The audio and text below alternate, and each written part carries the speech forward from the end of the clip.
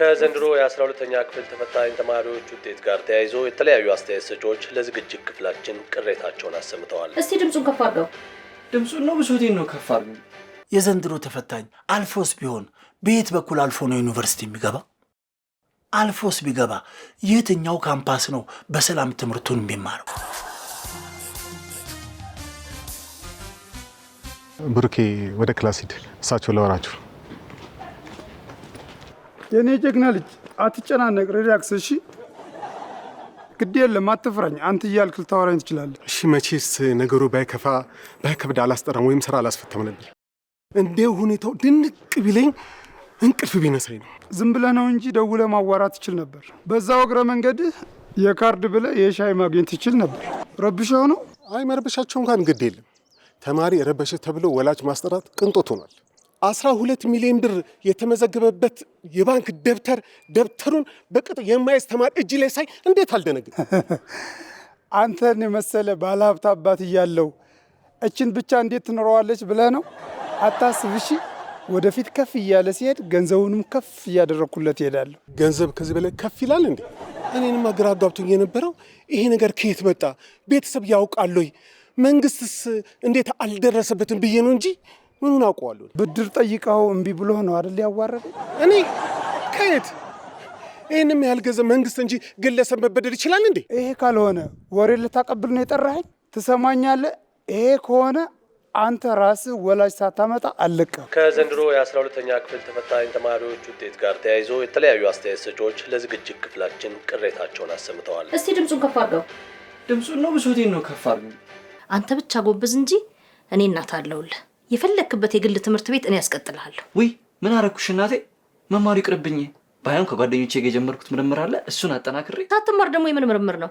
ያለ እውቀት የት ልትደርስ ነው? የትያስማረ ልጅ ተመርቆ የት ደረሰ? ይኸው የምርቃቱን ፎቶ የሚሰራበት ጋራዥ ላይ ለጥፎታል። ለሰው በተማረበት ቀዶ ጥገና ብረትና እንጨት ሲሰነጥቅበት ነው የሚውለው።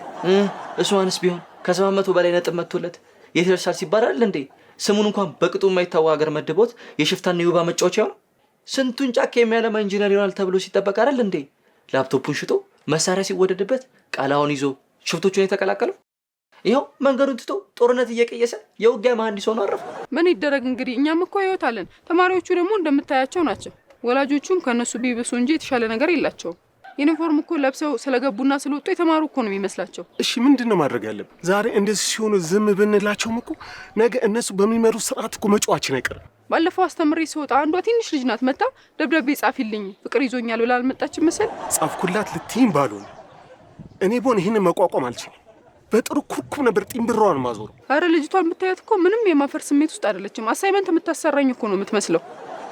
ያው እኔ መቼም ስራዬን በደንብ ስለማከብር ቆንጆ የፍቅር ደብዳቤ ጻፍኩላት። እየተባባሰ ማለት አሁን ነው። ገና 10ኛ ክፍል ሳይደርስ እኮ ነው ከመሰሎቹ ጋር በሱስ ተጠምደው ትምህርት ያስጠላው። እስከስ የምን ሱስ? መቼም በዚህ እድሜው የጀላቲና የፓስቲናው አሉት። ማዘሯ ደወለች። ጋይስ የተለመደውን ትብብር አድርጉልኝ። ሄሎ እማ፣ በእውነቱ እናንተ ድንቅ ወጣቶች ናችሁ። አረንጓዴ አሻራ ይህን የአረንጓዴ ፕሮጀክት በስኬት ትጨርሳላችሁ። አንቺ ሆነሽ የሚነሳውትማ። ከዛ ወደ እሳቱ ወደ ውሃው ለመድረስ ምንም የሚገድባችሁ ነገር የለም። የለው አሸሼ ይሄኔ ነው መሸሽ። ኧረ ተውን ባልቦላ ስንቱን ጉድ መስሎ ተሸከመ የምንኖረው። ቤተሰብ በኑሮ ልጅ ሀሺሽ ጠብሮሮ እየተጧጧዝና የተጠፋፋ ነው። በአሁኑ ጊዜ አንዳንድ ቤተሰብ ልጁ በህይወት መኖሩ እንደ ትልቅ ሰክሰስ ነው የሚቆጥረው። ኧረ ራሱ ነው። አንተ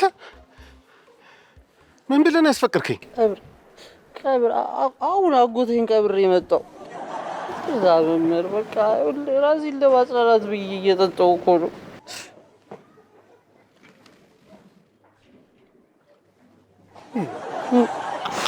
እናት ጀርጂ እናንተ ቤተሰብ አይደል? ለማጽናኛ የሆነ ነገር ሸጎጥ አታደርግልኝ? አንተ ከዚህ በኋላ ተማሪ አትሆንም።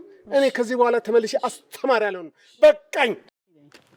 እሺ ዛሬ ምን እንደተማራችሁ ንገረኛ። አንቺ እንደውም እግዚአብሔርን ነው ማመስገን ያለብሽ። ልጅሽ ፈተናውን አለማለፉ ሳይሆን ህይወቱ አለማለፉ ትልቅ ነው። የዘንድሮ ተፈታኝ አልፎስ ቢሆን በየት በኩል አልፎ ነው ዩኒቨርሲቲ የሚገባ? አልፎስ ቢገባ የትኛው ካምፓስ ነው በሰላም ትምህርቱን የሚማረው?